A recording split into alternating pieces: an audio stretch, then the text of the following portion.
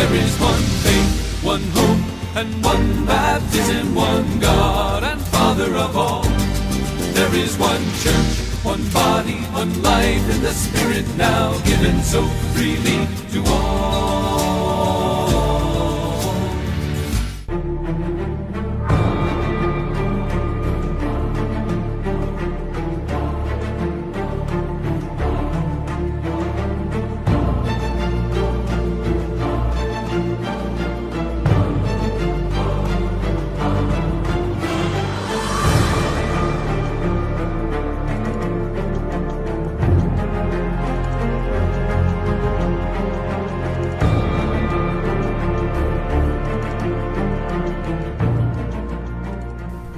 Momentul schimbării.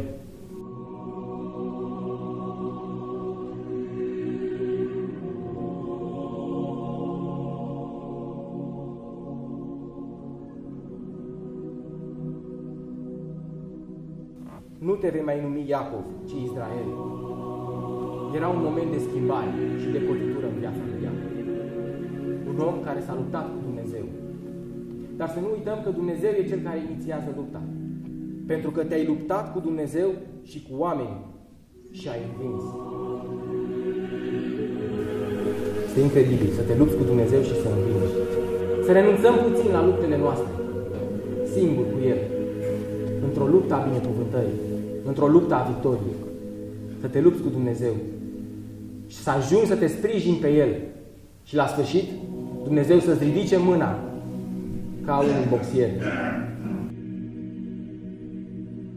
De obicei, când mă uit pe poze, îmi place cumva să mă transpun în vremea aceea și încerc să-mi închipui oare cum vorbeau, oare ce făceau atunci oamenii, neavând tot ceea ce avem noi astăzi. Încerc să-i cunosc și să retrăiesc cumva acele vremuri. Și când eram mic, mergeam cu alți copii la biserica din sat și de multe ori mă uitam pe pereți și vedeam acele picturi,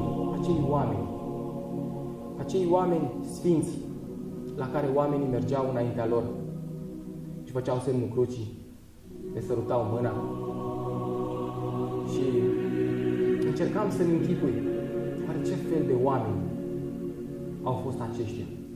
Oamenii aceia cu fețele lungi și trase, cu bări lungi și cu degete subțiri, care de multe ori țineau cumva mâna, nici acum nu știu ce înseamnă, cumva cu degetele împreunate.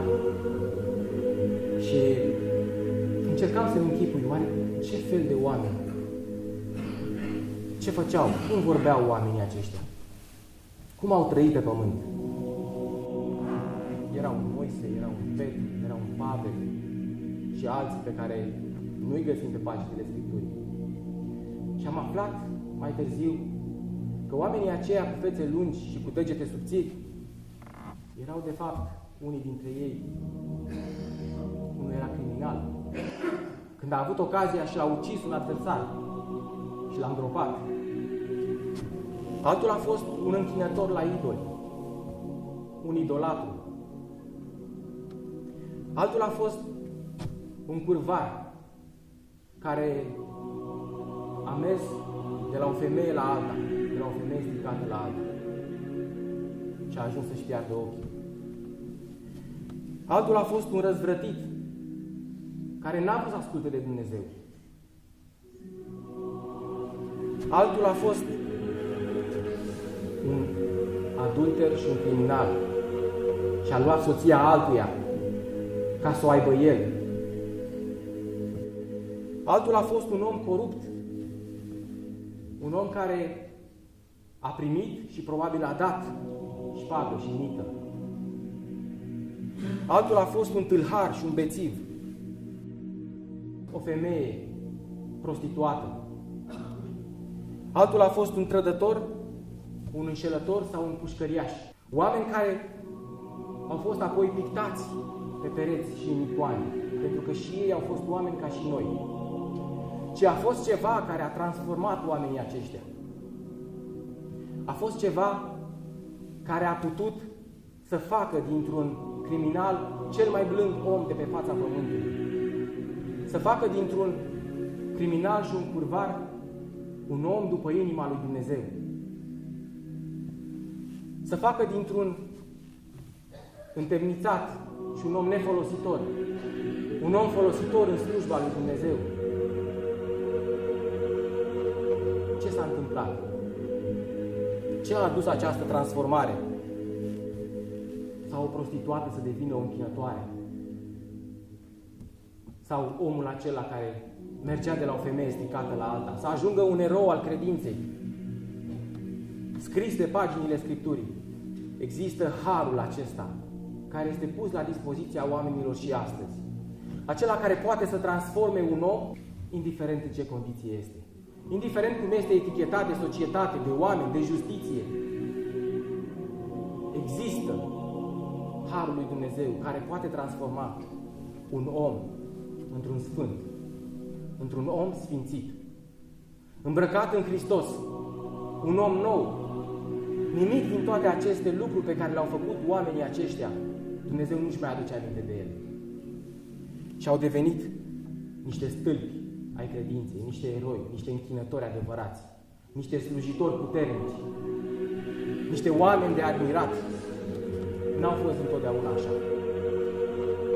Am stat la un moment dat de vorbă cu cineva și vorbind despre Dumnezeu, mi-a spus: nu mă mai iartă pe mine Dumnezeu. Dacă ați ști voi câte am făcut eu, dacă ar fi știut El ce oameni sunt aceia care sunt pictați pe pereții bisericilor și ce a făcut harul lui Dumnezeu din ei, n-ar mai spune lucrul acesta. N-ar mai spune.